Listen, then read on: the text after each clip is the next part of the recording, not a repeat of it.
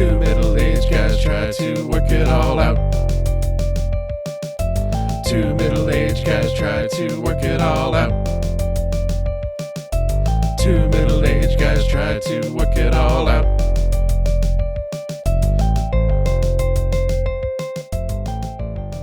Welcome, everyone, to this episode of Two Middle-Aged Guys Trying to Work It All Out. My name is Chris, and as always, I'm here with my good friend... Dave. I had to think about it. Yes, okay, I'm glad that you didn't change names on me. That would have been incredibly confusing with as long as we've known each other. So let's stick with Dave, David, variations on that theme. I think that's a good idea. T-Bone?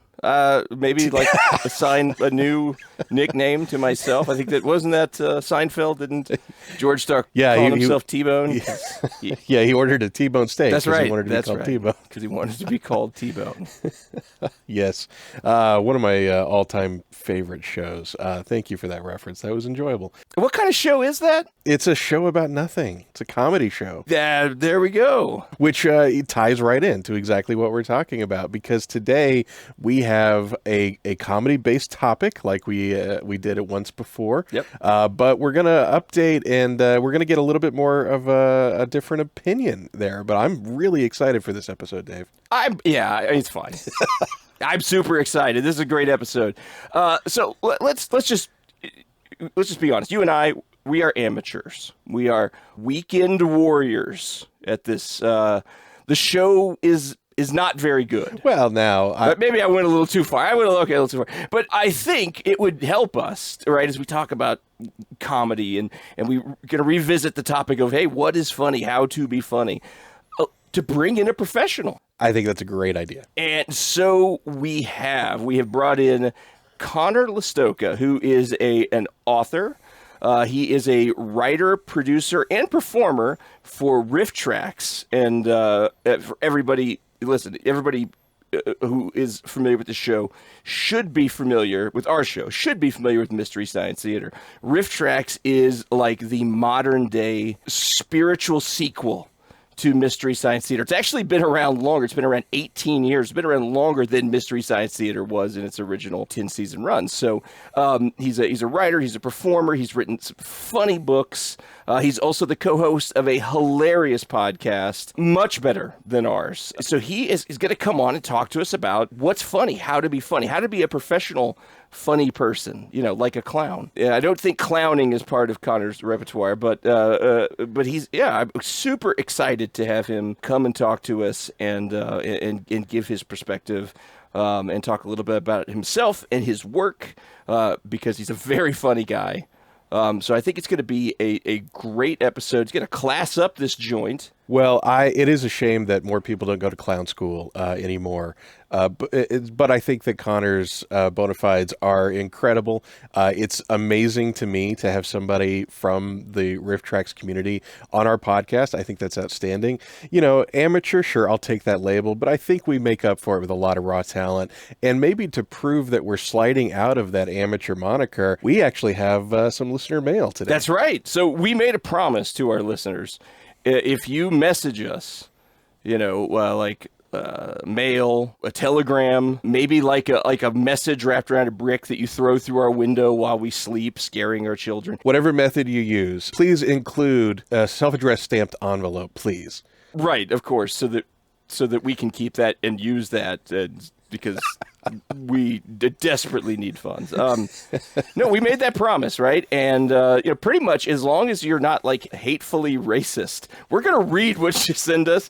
It's even if it's like a crazy theory like the planets are holograms. I would love to read that. Maybe you'll convert me. I'm going to say even if you're kindly racist, we're probably not going to read that. Right, exactly. Yeah, we're going to draw the line. Yeah, so don't think, hey, I can get away with it if I'm just real polite and put some flowery language and lard up my racist rant, and those TMAG guys will read it. Probably not. We might get tricked and like get halfway through it and be like, oh wait, oh gosh, they got us again. That was clever. No, we do. We have a listener, and he messaged us through the Facebook. I don't know if you're familiar with that, Chris, but we have a presence. Yeah, we pay some very expensive consultants to run our Facebook page for us. And listener Daniel, I will not give out his last name or his address or any of that. I know all of it. I've researched him thoroughly. He sent us a message, and so I said, "Hey, do you mind if we read this? Because I think it's great, and I think there's something that will come out of it." But he said, "No, don't read it." And I said, "Well, I'm going to anyways." No, of course he agreed. So this is what Daniel had to say. Hi, guys. Love the podcast and look forward to each release. From some of the last episode, I kind of had an aha moment when different podcast facts came together. I believe he's referring to the underappreciated actors here. Emilio Estevez getting an ultimate thumbs down, an episode on underrated actors where he didn't show up. He did not show up. No, he did not. This all came together with me remembering, after maybe having a repressed memory, the 1992 movie Free Jack. And I'm suppressing just a laugh here. That was me. The 1992 movie Free Jack. Maybe if you both can take a look at the Wikipedia. Sir, Daniel, we don't need to see the Wikipedia. We know all about Free Jack. I'm going back to his message, though. And on some of the documented going-ons, it could be good to hear your memories take on the movie, and if it is in your DVD collection. Cheers, Daniel. Well, Daniel, thank you for messaging us. Thank you for bringing up Free Jack, honestly, a film I had completely forgotten existed. I had too, actually. But do you remember how we saw Free Jack when it was released? We saw it in the theaters. We did. That's right, Daniel. That's right. We were there.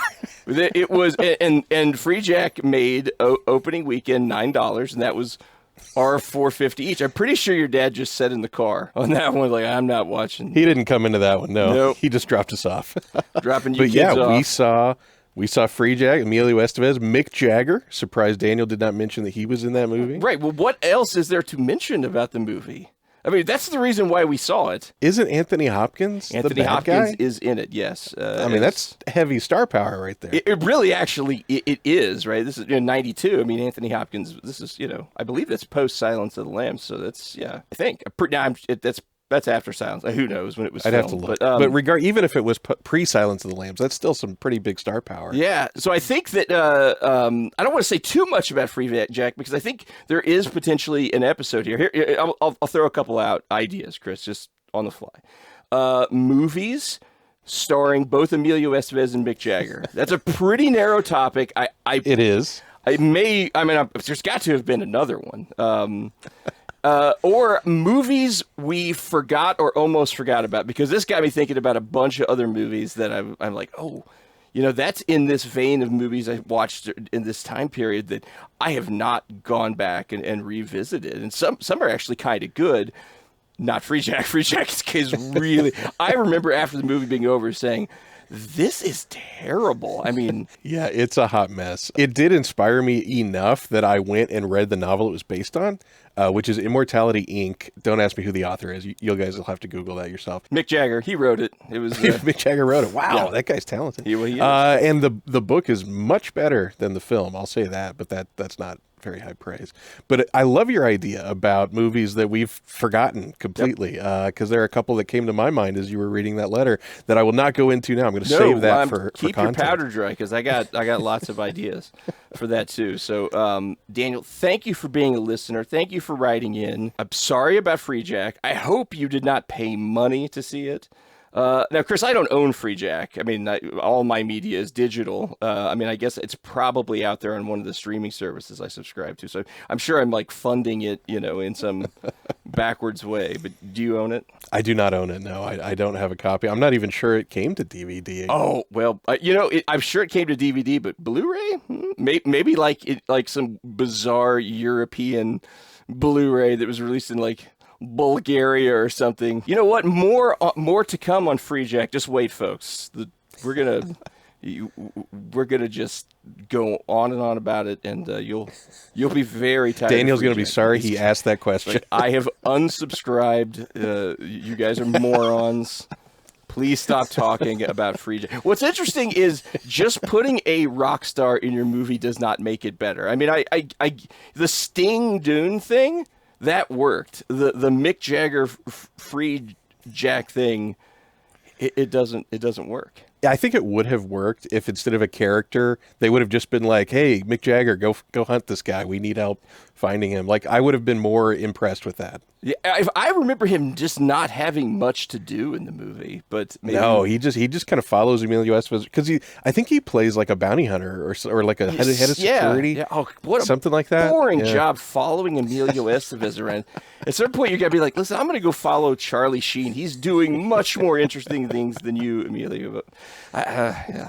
All right. Well, thank you, Daniel. So I think now is the big moment. He's been waiting in the green room for that whole segment that we just did. So let's bring him out.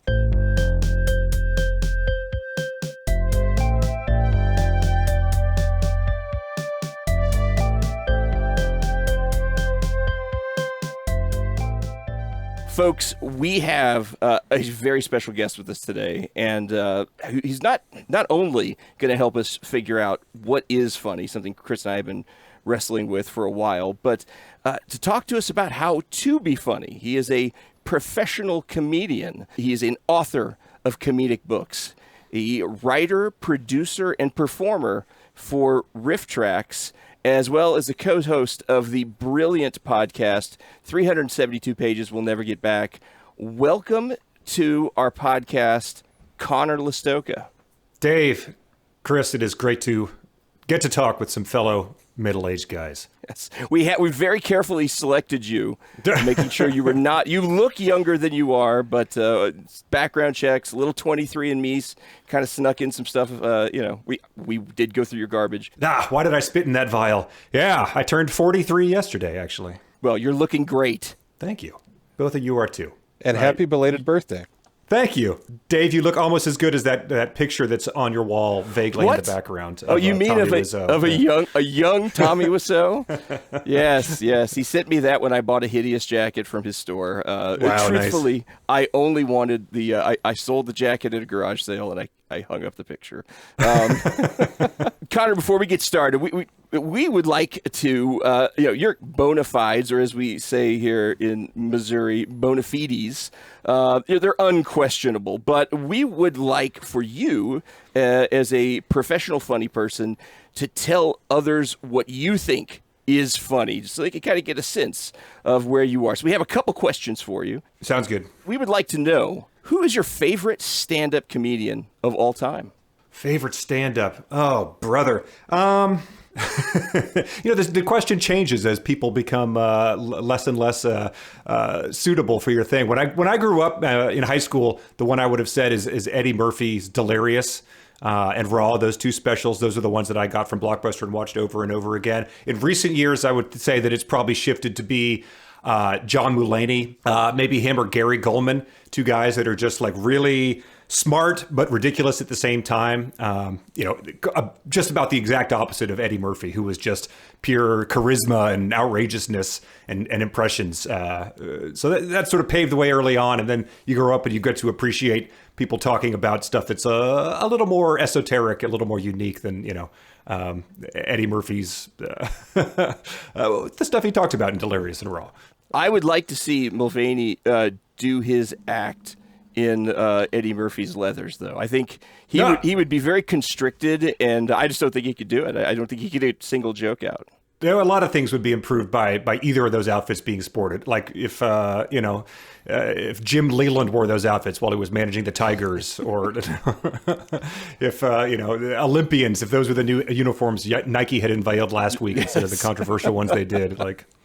Maybe Musk can get that for his Mars astronauts. They'll all look like delirious. There we go. It will be the future of the '80s. Will be how everyone goes into space the next time. Really interesting corpse dressings in space. Okay, that's really good. All right, I was kind of hoping you would say Norm. I was just kind of hoping. An all-time favorite, but his stand-up isn't really. I wouldn't say that that's what I'm. The things that I'm the biggest fan of. If I said Update, the movie, the writing, and then probably down there. Of course he's an all-time favorite. If only he were here to make fun of OJ dying. That's the tragedy. That's the real tragedy. It is one of those things. Just, when you die, don't have people out there like, immediately associating it with someone who made fun of you for 5 years straight. That's just a good thing to append to any like way that you live your life. Next question. Best Saturday Night Live cast era. I mean, the old adage is true. If we're a similar age, it's not going to be any different than the one you started watching. I remember which to me was the Chris Farley, Adam Sandler, yep. The Mike Myers, and then the other guys cast. Yep. That stuff is whether those guys are still people that I'm interested in watching is quite dubious. But those sketches from back then, especially the stuff with Chris Farley, and it still really makes me laugh. Absolutely. What is it? Lorne Michaels even said something like when you're in junior high, right? I think he's got a theory about that too. So. Yeah. I mean, whenever whenever it was still like something that I was discouraged from watching because it was like a little too old or it was on too late. But, I used to watch it under the covers with my dad's Sony Watchman. If there's a sentence that makes you sound more middle-aged than that, I don't know what it would be. But, like that sketch of Chris Farley, like getting the Folgers crystals. Oh, my is just, gosh. It's a masterclass. It is. It is so funny. Yeah. And that one, I think I find myself, thinking about that. I probably should take medication if I think about it too much, but that one is just hilarious, apropos of nothing. I mean, I don't even know where they got the idea, but very funny. And Norm got tacked onto that cast by the end of it. By the end, he did, and that was also as Carvey was leaving too, so it was great. They were, great era. They sort of cleaned house from that, and moved on to the new cast, which was Will Ferrell and Molly Shannon and a ton of really funny people. And I remember watching it being like, what the hell have they done to my show? Like, who are these idiots? Like, right. Only one of the top 10 funniest people of all time. And I was like, not for me. 14-year-old Connor. It took a few years for that, I think, that cast to really, sync, to get in sync. They stepped into some shoes of greatness. I mean, you just get used to it. And then there's these new guys. It's, same thing happens with any TV show or something like that, I suppose. It's hard for the new guy. One last question here. This is kind of a tough one. Anything that you don't find funny, but everyone else seems to. You're like the odd man out. You're like, I just don't get this. Oh, man. There's got to be some stuff, sure. I don't like a lot of the humor in sort of the mainstream, superhero movies, that type of thing. Like, that's really not for me. Is there something else that's that I've really tried to like and given up on? I'll try to think. Nothing that people would expect me to like. Sure. Really comes to mind. There's plenty of stuff I don't like, but it's sure, that's not really made for you. But I can't. No one's ever been like, you should listen to Mitch Hedberg or that type of thing. And I'm like, I didn't really care for it. But if something comes to mind, I will not hesitate to criticize because there's nothing I like more. All right. Well, Chris and I have an ongoing debate about Ghostbusters. And I'm on the wrong side of history here. I know it. I find Ghostbusters to not be funny. And that's the one I always give as my example of I just can't pretend to like it. Okay. Yeah. I mean, I like the original Ghostbusters, but you saying that makes me think of I've been criticized by Mike on the 372 podcast. I don't like the Marx Brothers. I don't like that kind of 30s wordplay and guys honking horns buffoonery. It's just, I shouldn't be expected to, because you shouldn't be expected to find something funny that happened, 50 years before you were born. However, a lot of people do seem to like it, and good for you. Or the Three Stooges, same deal. I don't get it either. Good for you for standing by your guns. I just put some dirt on those 100-year-old graves and started dancing. All right. Well, let's get into it. Let's talk about comedic writing. We really want to hear more about how you write, your writing process. Yeah, and that's kind of the start of the question that I wanted to ask, which is, do you have a writing process? Are you one of these people who are disciplined and you sit down every time, the same day, every day? Tell me a little bit about that. How does that work for you? It's a little from column A and a little from column B. And I think that over the past month, as I've tried to start doing something in earnest, aside from day job, I found that a process is super important for, on any extracurricular writing. And Rifftrax sort of has a writing process that is, regimented in its own, because we started out at Rifftrax going into an office. We had we had an office that was, we were part of a larger company for a little while and it became our own. But I mean, brother, for like the first like 8-10 years we were in existence, we would go in and we would, say hi. We would probably like chat during lunch. We'd sometimes watch movies and pick them out. But other than that, you were sort of in your office, like sort of writing alone for the most part. So that sort of has trickled down to once we all spread out across the country, it just sort of became like the same sort of 9 to 5, I'll be generous, hours that a lot of people work. Having my wife at home sort of working from home makes that easier to do as well. So I don't have any like weird sort of like breathing exercises or anything like that, but it is sort of just like get a coffee and, sort of commit to this is the time you're going to be here working on this thing. And you might need to step away from the desk. You might need to take a break and take a walk and see if anything looks different when you come back. But for the most part, it's just sort of trying to devote that time every day to do it. Yeah. Do you have to like affirm? You're like, be funny today. I would find that really difficult. Yeah, I mean, sometimes you're just not in the mood, and sometimes if it's really a big deal, it can be like, all right, I gotta figure out something else I can do today. But, for the most part, it's just sort of who I am and, you can see in advance what you need to do. So you just try to get it done. And sometimes you are thinking there being like, oh man, if only like what I had to do today was like going through a spreadsheet and updating like 5,000 cells on it. And like, I could like get it done and that's all I had to do. And I would know when it was done and it would be good enough. It's like, oh, that would be sweet. I think Conor just offered to trade jobs with me for a day. But it's like, otherwise it's like, oh, like I know that this line I've got here isn't like great, but like maybe it's good enough. Could I convince myself of that? Like, could I then walk away from my desk and be done? Like, no, I know it's not good. I've got to keep thinking about it. So, okay, that's a great question. You got a line, whether it be Rifftrax or you're writing one of your novels. At what point do you say it's good enough? Do you run it by other people? Do you step away from it? Can you over-edit it? I'm really curious about that process, how you find that line for yourself. Yeah, I mean, so I can speak to the difference between the two. Like at Rifftrax, it's been doing it long enough that you sort of get a good sense of it. But we do have a time where we put everything together. We all read it through together. And that's sometimes where you realize that even that what you thought was good, even though you reviewed it, either saying it out loud, hearing someone else say it out loud, or just having to show it to other people, you're like, all right, that wasn't actually ready to go. So I do think that collaboration is important in that sense. And I assume that's what some people do with like their writers group, sharing with other people and even just like putting it into new context rather than just writing it on your laptop, having it in another room on a Zoom call type of thing.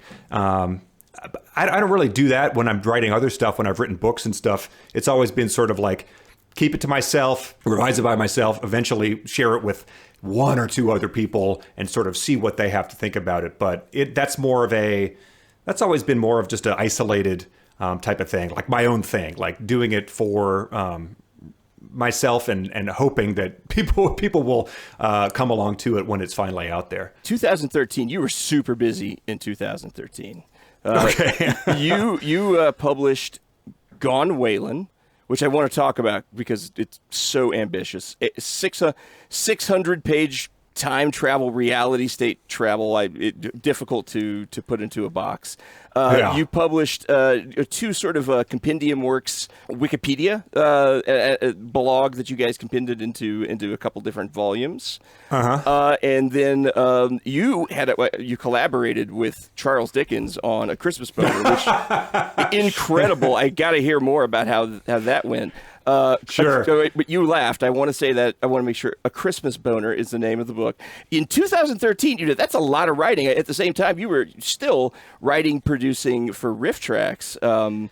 What got into you? How'd you do that? Man, I don't know. Like, God, that was then 2014 I spent in cocaine rehab. That was how that all worked out. You were coming down. No, I mean, obviously the whaling book was certainly something that had been happening for a couple years before that. Like that took forever. And that was what we talked about before is like my wife had taken up like a bi-weekly pottery session, and that afforded me like, you know, it's not like I didn't have time, but it was like, she's doing this thing, she's going to be making pottery like 3 hours a week, and that got me out to a coffee shop to bang around on this novel that I was doing. So that sort of like regiment made that happen. And then the Wikipedia books were a collaboration with Josh Fröhlinger. We had done that blog together, and that was the first thing that we ever put out there, because that was just sort of like all these Tumblr blogs were getting book deals. You know, you could buy like stuff white people like, or like, you know, Iken has cheeseburger the novel, and it was like we got to cash in on one of these things, and we cashed in. You know, if you know, buying a pack of gum is the cash that you get from that type of. And then the Charles Dickens thing.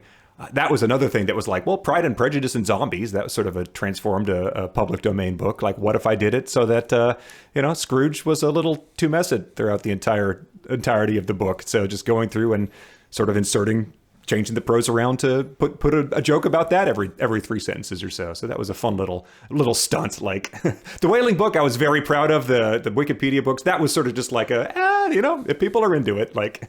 You should be proud of the Wailing book. What an ambitious effort. I mean, first novel, right? Mm-hmm. Yep. 600 plus pages. It's very good work, very funny, but also, very complete, right? I mean, it reads, when I was reading it, I was like, I wonder when like Spike Jonze is going to, try to turn this into a movie. He stopped returning my calls. Yeah.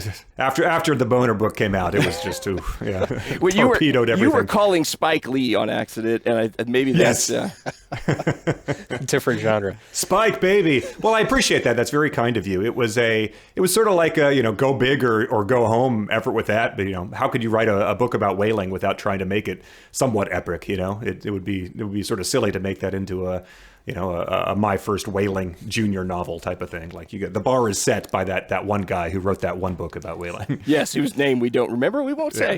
History has forgotten him and his book. While we're on that topic of Gone Whaling, I'm curious if there was a moment where you're like, yes, this is the idea that I'm going to pour however long of my life into, or if it was more of I'm writing and this is just what's coming out of me kind of a thing. No, that was definitely something that was like kicking around, being like, that was 11 years ago at this point in time that I put it out. So it probably started it closer to 13 years ago. But the idea of whaling was I think what started it, because of Moby Dick. And then it was like, well, time travel would be great. And, like books, I've never like really outlined things, but things do sort of like come together in your head, and you have to sort of make an effort not to do that. So it was always like, whaling was the start, and throwing time travel into it. And that was how I was sort of explain it to people. Once I got to the point where I was comfortable talking about the fact that I was writing it. Because I never liked to tell people, I never liked to be the guy that was like, like, what's that? Oh, it's just the novel I'm working on. You can. It was always like, let's get this actually to the point where it's actually going to happen, rather than like, hey, how was that novel you're working on? I gave up after 2 chapters 2 years ago. Thanks for asking. How long did it take in the process for you to become convinced I am going to finish this? Man, maybe when I told my mom about it, that was probably the first person I ever mentioned it to. And so that was sort of like, put up or shut up at this point in time. But once you had worked on that for long enough, I think it sort of just became that maniacal sort of like, I'm doing this, a couple times a week, I'm working on this. And it was really fun to sort of do that. And, a little bit of like, I want to show people I can do this. Like, it's sort of like a training for a marathon at that point in time. Like, how would you classify the differences between writing a novel versus writing like either stand-up, if you've ever written stand-up, or jokes for Rifftrax? Oh, brother. I mean, there's just so much more you have to convey with a novel. You have to sort of establish, riffing is just, you're given so much to work with. And that's not every movie. I'm looking at a movie right now that starts with a woman walking from her car to a lake. And it takes, I think, approximately 2.5 minutes for that to happen. So that's not a lot to work with. But for the most part, you're giving a situation, you're giving dialogue to respond to, you're given the reality of the movie. And so you have to bring your own things to the table, but you don't have to do any of that. And the novel, you have to just convince people to buy into the whole thing from the first sentence. So, but I do think that my effort with the novels that I've written have always been to make people laugh, and hopefully they enjoy the story, and that's part of it. But the idea of riffing, of just there being a joke every 10 seconds, I've always sort of made that into the the framework of the book where I'm like, well, if I'm trying to describe what this guy's house looks like, I think there should be a joke somewhere in there somewhere. And so the riffing instinct definitely lends itself to that style of writing if you are trying to do something that's, the end product is supposed to be funny. So I feel like the riffing complements the books more than the novel writing necessarily complements the movie riffing. That makes sense. And I'll throw this out now. I wanted to tell you this at some point during this conversation, but it just fits really nicely here. But out of all of the reading I've ever done in my life, there are only 3 people that have made me laugh out loud through prose, and you are on that list, sir. Wow. And yeah, the other people on that list, one is Mike Nelson, so I'm sorry you can't lord anything over him. But then the other person on that list is Kurt Vonnegut. Wow. All right. That's a hell of a list. Yeah, that's really impressive. I mean, especially since Kurt Vonnegut once turned down Mike to go to dinner. If you've listened to the podcast, he's told that story. So he's told that story multiple times. Next time, keep letting him tell it, and then you can use that as evidence for his power of attorney trial. Yeah, perfect. Yeah, it's going to turn out Mike has never had all these stories about his dad are made up. It's just like, he made me slop the hogs. There was no dad. There was no hogs. Like. But that's extremely kind of you. I will lord that over Mike and other people. I'm sure you can have it. I will literally laugh at anything, and in fact, I have a neurological condition, so I can't. Sorry, I can't give you any credit for that. Going from Gone Whaling, which is very ambitious, to the pole vault champion of the universe. When I first started reading it, the first thing I was struck by was you chose to write from the perspective of a teenage girl. Yeah. Which is not easy for even, it's not easy for any author. I don't think, right? I'm not an author, but I would imagine that's got to be really hard. Write what you know, right? You know about being, a man who's not teenage, right? Or you're not presently. So I would imagine, what did you, making that decision, was that initially you were going to go with that? You're going to write from her point of view, or did you have to kind of work yourself up to that? Talk about that a little bit. Yeah, that's cool. That it was a conscious decision, and was it based on Gone Whaling? Maybe in retrospect, realizing that didn't pass the Bechdel test. Perhaps it was pretty dude centric, I think. Like you said, that's what wasn't an on purpose type of thing, but most people who write that way aren't doing it on purpose. So I thought that it would lend something new to that relationship with her grandfather, which is the classic Charlie Bucket and Grandpa Joe relationship, or Doc and Marty type of thing. And but those are both young boys and their grandfather. So I just sort of thought that would be a way to make sure that it wasn't 100% like someone who could look at it and realize that it was me telling the story. And I think a lot of the characters that I've written or come up with, it probably doesn't necessarily matter, but I did think it lended something unique to Kara to make it to tell her story versus just having it be another a grandfather and their grandson bonding on this sort of wacky adventure. But when it comes down to it, I feel like all these characters that I've written are essentially cartoon characters, so I didn't have to put myself into the actual mindset of an unpopular 14, 15-year-old girl, which is not as much. I don't want to spend my days in that mindset, so that's a good thing. But I think if you do think of it as a cartoon, there's just it makes it less bad when bad things happen to the person, and it makes it less sad when sad things happen. So whether that's a young boy, young girl, old man, they all end up hopefully just making you laugh. Did you run your portrayal of Kara past 5 women to make sure it met the 5-woman test that Andy Weir has established? But I guess was, you wrote that before Andy Weir.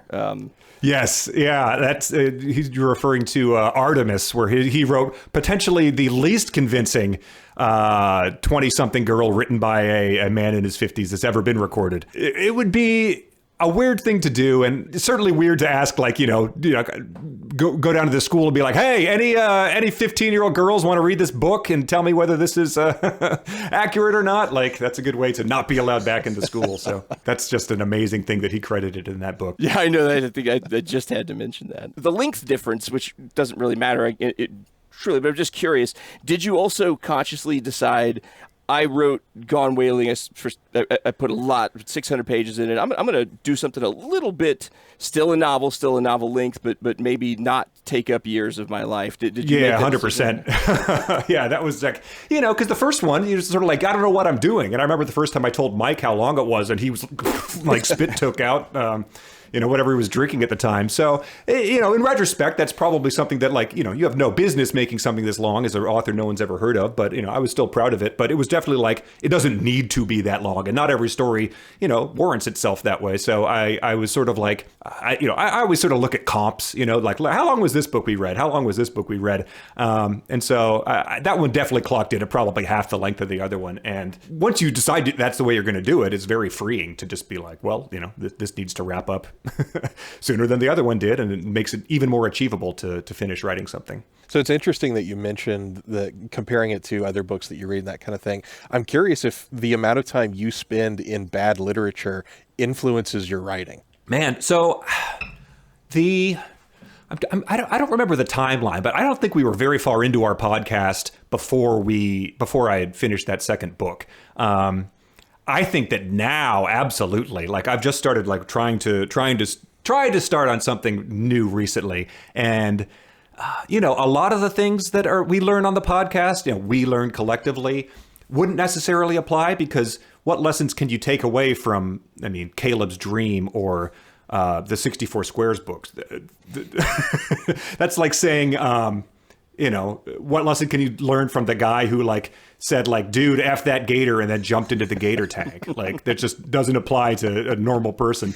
But there are things that are, just are in the back of your mind. Like the one I always say is like, just don't use the word suddenly. Like, things happen. Things are going to go on to happen. Don't feel a goofy grin sliding onto your face. And, I'm sure that I've broken a lot of those in those books before those became my pet peeves of mine. So I almost wondered if it went the opposite direction. Like, if you're reading through all of these books, and so then suddenly you find like the syntax spilling into your writing, or you feel the need to put an ever-present piece of pork in somebody's mouth. Yeah, starting sentences with commas, baby. That's my new thing. I invented that. I don't think so. I think that, like, I don't know. I feel like the way that I go about writing is, have done it long enough that I think I have a voice established. And so whether people enjoy that or don't, I feel like it's unique enough that hopefully these weird things that I'm absorbing, this slop that I'm wading through, is not going to be infiltrating the foundation of everything. You never know, though. I'm going to give you 3 authors, and I want you to tell me which one you think you're most like in approach. Okay. Kerouac, Stephen King, Ernest Hemingway. Man, I don't think Kerouac, because he would be the guy that would just like, he'd probably pull all-nighters doing his thing. And, Stephen King is so prolific that I don't think I could possibly compare to him. All I know about Hemingway is that he would, be, down in Cuba, down in his daiquiris as he was doing this sort of thing. And when I used to go to the coffee shop, I would have a beer when I would write it. I'd have a coffee to, get it, and then a beer to cool it down. And so maybe that's the answer. All right. On the cover of your next book, you can put Kerouacian, 2 middle-aged guys, and that'll help you out. Kerouac. Yeah. The one I've read out of all those is, obviously, I've read the most Stephen King out of any of that. So if anyone has seeped their way into it, just by odds, you've probably read the most Stephen King. If you've read everything by all of those guys, you've read the most Stephen Yes. King. Yeah. In terms of like where you spend your time writing, research, write, edit. It differs for Rifftrax. It differs for books. The thing that I'm trying to do, like most recently, is something that I learned about from John Swartzwelder, who was the prolific and revered Simpsons writer, who in an interview he did recently with I think the New York Times or maybe the New Yorker, was just sort of like, yeah, there's these like little elves, like, and I think about them like these crappy elves, and they come in, and the first thing you write is those elves have done it. You just got to like let the elves get it down on the paper, then you can go back after the fact and make it better. And I think if you can just sort of embrace that, like, of course no one's going to read this first thing you put down, then have more time to think about it, go back and take out what's bad and chisel what's potential into something good. That's how I've been trying to think about it recently. Yeah, and that really speaks to the rewriting process. So I wonder if you could talk a little bit about that. Do you feel like your first draft is pretty solid, or do you feel like you're constantly going back and revising it? Yeah, first draft is not a a finished work, obviously. But I was talking with a friend about this recently, a friend who's been writing something seriously, and I was like, "What's your biggest takeaway from your writing group?"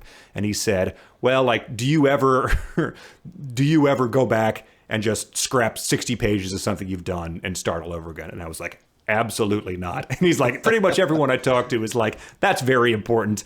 And I'm like, well, I don't know, like, maybe if you've read the books, you're like, oh, so that's why I didn't care for it. He didn't do any of that. But, like I was saying before, trying to get the jokes in to your prose and stuff like that does require a certain degree of editing as you go, and realizing that something isn't funny in real time as you're writing it. So if there's editing, a lot of times it will be to go back and do that, being like, all right, this is a description, but I'm just going to leave it for now because I can't think of something funny. Maybe something will reveal itself down the line that can just, go back and tie this into a runner, go back and, it always sounds weird or pretentious when authors say that, but like go back and see if anything that a character has revealed itself to you later that you might not have known about when you were writing from the beginning. No, yeah, I totally get that. That makes sense. So kind of on the same train of thought, but going a little bit different direction, do you analyze comedy? Like, do you think about this is the structure of a joke, or is it more just like the feeling and the emotion for you? Brother, I mean, I think you got to do a little bit of both. And there's definitely stuff that I had never thought about before, certainly before Rifftrax started. I think, a main takeaway that I have when I watch some of our earlier stuff or go back and look at some of our earlier stuff is like, the more verbose like versions of it, which is the way that you write comedy if you've never performed comedy, which, whenever we started, I was 25 and certainly never had. But then whenever we have brought on a new writer or something, some of the lessons you teach them are stuff like, you've got to put your punchline at the end here. This has to be how you wrap up. You can't, do it and then keep talking because people will have started laughing and you move on like that. So I try not to analyze stuff when I'm watching. And usually when I do analyze stuff, it will be to point something out to my wife on the couch, who I look over, and it's usually at a moment where then she's been crying about it or something like that. Well, I'd be like, can you believe this? And she'll look, oh, she was emotionally invested in it, and I just have ruined that. So, but it's hard not to, especially when you see comedy that doesn't work, just to be like, how did this get to be something that's out there when so much great comedy never gets produced because no one let it happen? And it could be fun to sort of just be like, well, why did they think this? Why did they think this was the thing to put in the trailer here? Right. I wanted to ask about your most recent book because I'm fascinated by the Nolte book. Oh, nice. And the approach that you wrote it with the other folks at Rifftrax. 5 authors, yet it feels, when you read it, it's pretty darn coherent and cohesive, right? It doesn't feel like 5 authors, maybe 3. No, I'm just kidding. It feels, like it came from a single voice, even as frenetic as it is. Talk about that process. What was that like? Was that just fun? Were you just letting loose the whole time, or was there more strategy in it than one would think? Yeah, strategy, I would say no, but we can come back to that. If we ever did it again, there are things I'd like to try again with strategy. But yeah, so Nick Nolte is obviously, if people aren't familiar, was a long-running character in like Rifftrax lore, in the invented world we've done. And it was just sort of started off as your standard, just like, laughing it up as him as being, a Hollywood drunk kind of thing, based on, that famous mugshot type of thing. But then it just evolved into this guy who was, not only, drinking and driving, but he was also, rummaging through your garbage, hoping to see if you had, tossed out any, of the 1972 Mr. Pibb error cans where they put a third B in Pibb, something like that. So there's these weird penny ante schemes where if he fencing reptile eggs and trying to steal endangered chicken breeds from places, but scrounging for benzene. Exactly. That was probably something like that was a tipping point in the Nolte lore. He found a truck of overturned benzene, but that's it became a character that everyone was sort of familiar with the beats, but also brought their own personality to.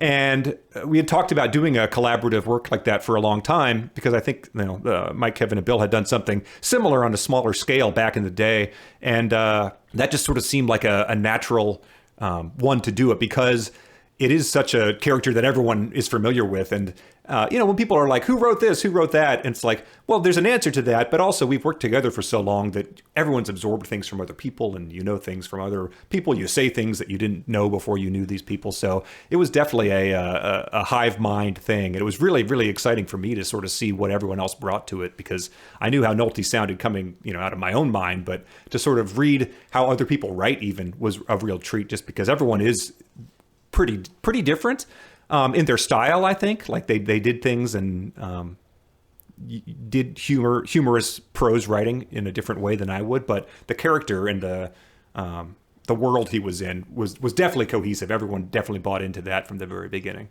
But we didn't have any rules. It was just like hand it off and see what the person does. So there were times where I'd hand it off being like, I bet he's going to pick up on this little subtle thing that I did. And then bam, like absolutely not. So I think that if we ever approach something else, you could import the slightest bit of structure, like whenever you see a professional improv, they have a structure.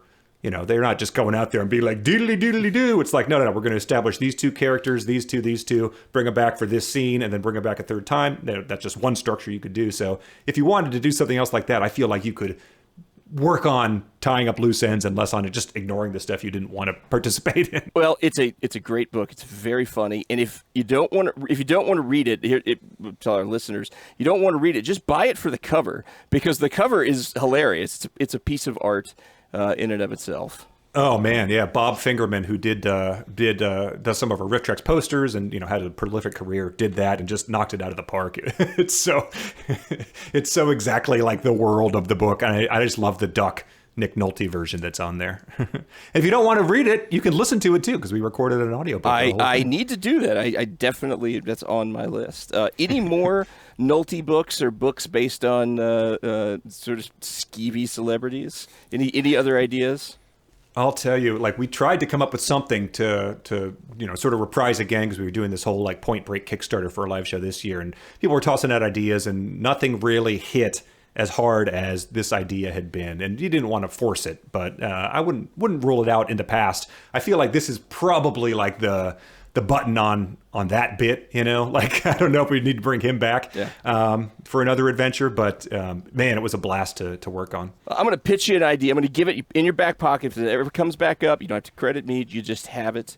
Chris and I sort of talked about this in our last podcast, but here's this. Imagine this. Jim Morrison, time traveler. Jim Morrison just running amok through time, messing things up, lizard kinging his way through history. I don't know. I think there's potential there. So if you indecent exposure arrests all throughout history. Yes. Man, I think that would be fun, because like talk about a guy that like none of the adults when I was growing up were like, hey, you don't have to take this guy seriously. This guy's not a poet. This is he died when he was 27. Well, what 27s do you take seriously? Like 27-year-olds, like, so if he showed up in like 2024 and was like, hello, fellow 27-year-olds, they'd be like, get the hell out of here, man. Like Jim Morrison on TikTok. We're just really trying to get that poetry out there. Oh man. Yeah. And I say that as a Doors fan. I think that that would be funny. It would be him in different eras would definitely be a fun bit for someone with a better impression of it than I would have. I think Mike does a good Jim Morrison impression. Well, he just sort of does that yell sing, which is there you go. Well, Conor, I want to be respectful of your time, but I've got to ask this question, which is, how did you get started in comedy? Like, what made you think I can do this and made you want to pursue it? Man, it was sort of it was something that I was always doing without really having a goal, whether that was in high school, like making videos, or college. I had a comic strip that I wrote. I can't draw. And then even before Rifftrax started, just sort of writing sort of like a humorous music blog. But there was never no one in my life who was like, I've looked up to, or, showed me that you could do something with that, and then I was fortunate enough to, be at the place that Mike started working at and started Rifftrax at, before I'd really had a chance to, pursue a lot of things. So I always say it's like, was the right place at the right time, but I also had my act together at that point in time, so that when he was like, hey, I'm starting a comedy business out of this public domain film colorization company, I could be like, well, sir, like, here are these things that I've been working on this whole time, and please allow me to hitch my wagon to this endeavor you're creating. So I feel like with even like a little guidance, it could have even been more prepared. But I think that just I was quite fortunate, I guess, is the answer to that question. You're blessed and you're natural. I think that's what it is. Yeah. But yeah, I feel like the people who have, sometimes been like, hey, I'd like to audition for you guys. And, I'm like, well, how did you get my address? Please leave. But then it's like, if you ever are feeling somewhat indulgent and it's like, sure, like, send me along something that you've written. And they're like, well, I'm like, well, that is, like, there's the door. See you later. Like, what are you talking about here? Like, you can't just have the guy that everyone at the office says is, funny and does a Borat impression. Like, at least show me that you're trying, and before I take a chance here. Like, yeah, and I'm real sorry I showed up that one day. That was out of line. Yeah, it was the fact that you were wearing a furry suit that was made it really disturbing. But before we wrap this up, Conor, anything you're working on right now, or anything you want to plug?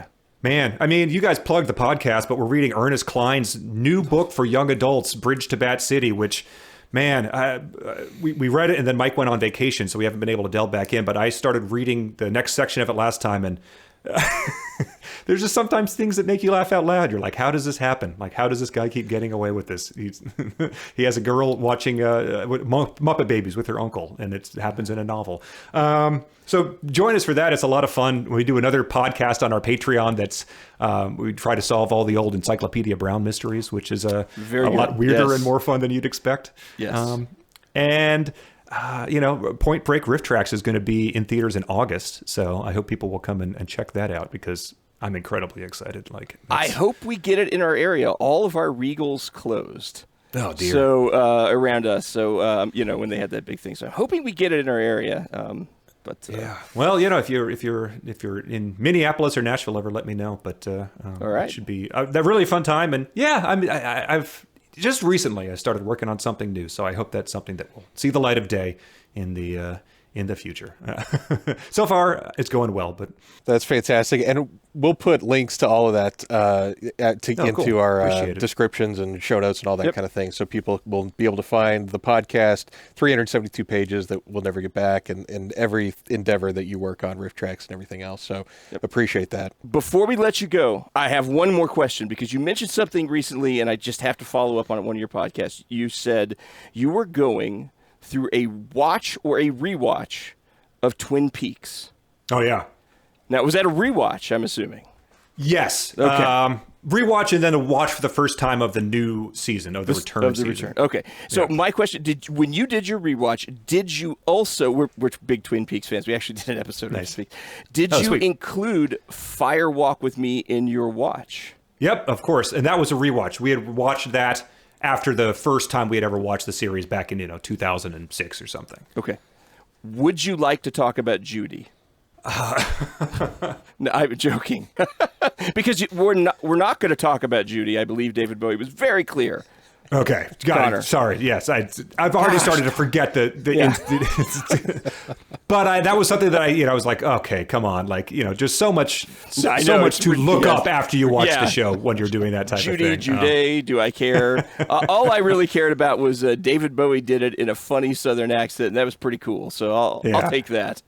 Yeah, I'm glad that existed. Yes. I did not like the movie the first time, but I appreciated it more. It was just so much grimmer than especially the way the series by its end. That was sort of just like a yuck, like Twin Peaks humor by the end, and then you get hit with that. But I really did like The Return. I thought that was awesome. Oh yeah, I'm a big fan of The Return as well. Yeah, the 9-inch nails, and then everything. Yes. The most insane hour of TV you've ever seen is about to happen. Yep. Well, thank you, Conor. Thank you for coming on our podcast. We really appreciate it. It was a great conversation. I think we learned a lot about comedy, about how to be funny. I'll just talk like you all the time, probably, is how it's going to do it going forward. We really appreciate your work, your art, your books, big fans of you and the things you do. Thank you for spending some time with us. Thank you for having me, guys. It was a real treat. I appreciate anyone who can drop, Andy Weir six women reader references at the drop of a hat. Thank you so much. Thanks, Conor. Yeah, anytime.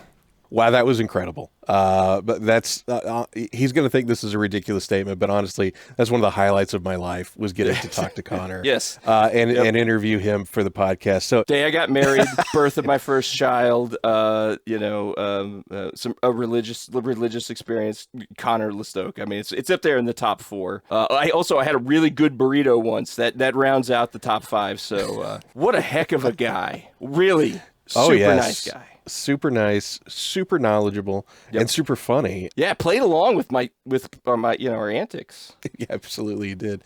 There were a couple of things that he mentioned that I really stood out to me, and I kind of wanted to emphasize those, or at least get your take on them. And one of the things was, writing comedy is a job, butt in seat, fingers on keyboard, pen in hand.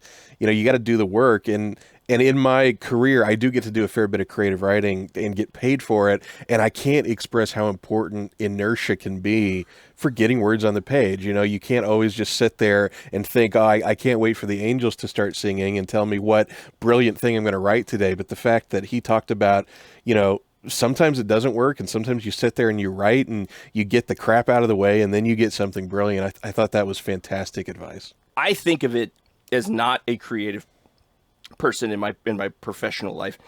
I think about it as being fun, right? And I'm sure that it has its moments of fun, but the whole idea that it is a job and it does require work and trial and error, and it's not doesn't just roll off your brain, and onto to the keyboard. I think that was very illuminating, right? That was one of the things that I was kind of wanting to learn, what's it like to actually do this for a living? And I'll get to find out because he offered to trade jobs with me. He did. So I'm really excited about that. The guys at Rifftrax should be a little concerned, but I think it's going to be a great week. You're going to learn a lot, and I trust that you and he are working out the details of that exchange. Yes. And TMAG's going to be fantastic that week. It's going to be really good. It would be ironic as if at my job, that was the most productive week my team had ever had. They're like, listen, we got to keep Conor. He's incredible. He's great at spreadsheets. Dave is terrible at spreadsheets, is what I realized. No, I learned an awful lot about the process of being funny, about the process of being creative, and his approach to I could say the stupidest thing to him, and he was so cool about it. The only time I caught him was the little Judy part at the end, and he was literally, I don't really want to talk about Judy until he. It scared him a little, I think. It did. So, it's because you could go on forever. I mean, the Twin Peaks stuff. So the other thing he said that I'll bring up just really briefly, and then we'll wrap up the show. But when he was talking about how he landed the job at Rifftrax and the job in getting paid to write comedy, they said, show me what you got. And he had stuff to show. Yes. He'd put the work in, he had done that. Yes. And I just think that that's really tremendous. And, I selfishly think that kind of applies to us because here we are producing this podcast and we've had some tremendous growth with it. And we've got people sending us letters and we've got people from Rifftrax doing interviews with us. So I think that is inspirational to everybody out there who's listening to us that wants to make something. There's one of the huge blessings of today is there's nothing stopping you. Yeah, it's all democratized, right? Everything exactly, you can write, yeah. you can do. I mean, can you imagine you and I at 13 years old if YouTube had existed? I would have been injured far greater than I was already injured doing stupider stuff, right? Ever escalating. You're right. That's an interesting thought. But yeah, he put the work in, right? And he showed that it is work, right? It's not just, this natural talent, like someone steps off the bus in Hollywood, gets discovered, and then, they're getting paid $20 million a movie. That's not real. It takes effort. It takes persistence. I'm so happy for all the Rifftrax folks' success. Love Rifftrax, Mike, Kevin, and Bill. But I think I have a new favorite, and that's Conor. And maybe it's because he came on the show, but I think he's hilarious. And also his podcast that he does with Mike Nelson, 372 Pages We'll Never Get Back. That is a podcast. Every one of the folks who listen to our show should also be listening to that show. It is hilarious. It is of great quality. Everyone should check that out. Yeah, it is massively funny. You're absolutely right. So those are the big highlights that I wanted to point out from Conor's interview. So anything else on your mind, Dave? Well, I wanted to go back and talk a little bit about our last episode where we tried to figure out what was funny. All right, I have a few things I want to double down on, and honestly, a few corrections. I want to double down on George Carlin is not funny. I just want to repeat that. He is not funny. Ghostbusters is not funny. I've decided I'm just going to mention that every episode until you disagree. That's like 3 episodes in a row now. It is. This is a backwards way for me to get Bill Murray to come on the show and defend Ghostbusters. Monty Python, I'm sorry. I have watched, clips and stuff. Like I just don't find them. I don't find them funny. I think I said this before. Maybe it's just not smart enough to get it. But there's a couple things. I had mentioned Kids in the Hall, so we had talked about how much we enjoyed Kids in the Hall, and I talked about it more like a past tense thing. I went back and revisited Kids in the Hall in a pretty serious way, including watching their new season on Amazon, which is hilarious, right? I mean, it's just great, right? And then going back and revisiting stuff from Kids in the Hall, and it holds up a lot better than I gave it credit for. I think there's still some stuff that's not, that just hasn't aged perfectly, but I do have to say that that Kids in the Hall is much, much funnier even today, not just in nostalgia or in retrospect. It still holds up, and that new season on Amazon is excellent comedy. Just be warned, full frontal male nudity in that first episode. You gotta get past that. It is a very funny sketch. Yes. It's totally non-sexual, and which is part of what makes it so funny. Is they managed to work that in a sort of an inoffensive, yet still very gross way. So I wanted to say that, but I think the biggest thing is I need to retract. We had talked about what is the greatest sitcom ever, and I have really thought about this. I was wrong. I was just simply wrong when I said it was Community. I love Community. I think it's great. I'm still going to put it in the top 3. But upon reflection, you are precisely correct that Seinfeld is the better sitcom. I think I was just being a little, difficult, and I really, when I think about it, it's like, yeah, Seinfeld's just simply better. It's going to last the test of time. In 50 years, Community's going to be a blip. Seinfeld is still going to be held up as, a high watermark of sitcom performance. So I'm officially changing my stance, admitting you were right and I was wrong. And I don't know. Do I owe you money now? Is that how that works? I'm not really sure. Okay. No, just the admission is enough. And I'm glad that you saw the light and you've come over. And I'll take this opportunity to double down on Seinfeld because since we recorded that last episode, 2 massive things kind of in the Seinfeld universe have happened. The first one is Jerry Seinfeld has a new movie releasing on Netflix today as of this recording. And it is Unfrosted, the Pop-Tart movie. Oh, I did not know it was out already. It's out today. I would be watching it right now, but we're recording this. We're doing this. Sorry. That's Sorry your fault, Dave. It's okay. So that's out today. And the reason I mention that is Jerry Seinfeld has been doing the press junket for this movie, and he has been so gracious to answer tons of questions that everybody has about Seinfeld.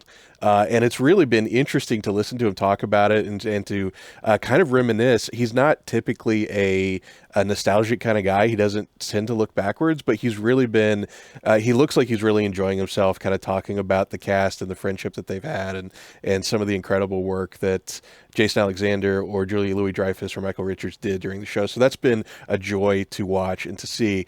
But the second thing I'll mention is Curb Your Enthusiasm came to an end. Now, I will say I'm not a massive Curb Your Enthusiasm fan. to me, it's like undiluted Seinfeld, which sounds like it's a great idea, and in reality, I think Seinfeld benefited from having other writers than just Larry David on it. But the ending to Curb, which I won't spoil here, but I'll just say it connects to the ending of Seinfeld, which is a little controversial for that show, the way it ended. And in my opinion, it just ended Curb beautifully and actually elevated the ending of Seinfeld. So kudos to Larry David, and in fact Jerry Seinfeld appears in that last episode of Curb Your Enthusiasm. And even if you haven't followed Curb, you can go and watch that last episode and get what's happening and understand and see how it relates to that last episode of Seinfeld. I'll have to check that out. Yeah, and it's completely appropriate with you finally realizing that Seinfeld is the better show. And also, we started this episode with a Seinfeld reference, so that wasn't even planned. We did. So it's all come full circle. I think that we started this journey, gosh, what was it, 9 months ago, with an episode where we tried to find what was funny. And I'm going to declare that Conor Lastowka is funny, and Without question. Or give a big thank you to him for coming on the show. And I think this is what we figured out: is he's a funny, super nice guy. All the work that he does will be linked in the show notes and linked in the descriptions. However you get to our information, please check that out. And his books are hilarious. Yes. The podcast is hilarious, and Rifftrax is also hilarious. Oh, so yeah. There's a theme here. Yep. Yeah, it's okay. It's better than okay. How about people just check us out at 2middleagedguys.com. That is 2middleagedguys.com. From that website, you can find anything else you need to know about us. Thanks, folks.